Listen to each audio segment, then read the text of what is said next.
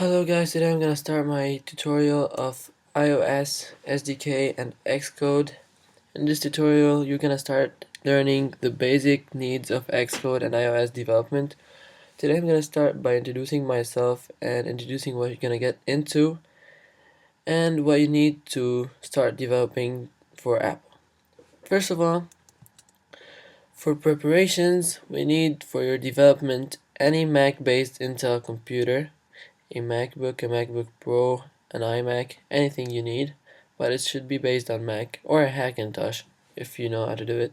There are so many tutorials to make our own Hackintosh, which is installing an Apple OS on any computer. And this is required to use the IDE required, which is Xcode, and that's the integrated development environment, which you use to develop your apples.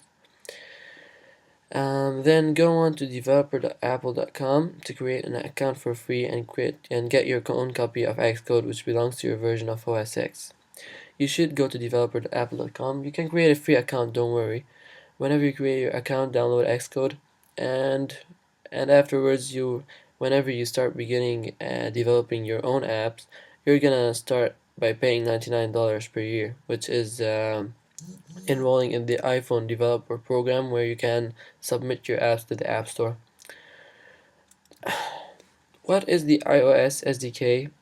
First of all, SDK means Software Development Kit, and it's used to develop games and applications for the iPhone platform. It is bundled with the Xcode you download and uses the Objective-C as its language. Of course, we're gonna make a primer and a crash course for Objective-C, but of course, a previous knowledge is a plus. And some find it really hard, Objective-C, but whenever you grasp it, it's the easiest, it's really easy. So what are we gonna learn through our first part of our tutorials, today, first series of our tutorials.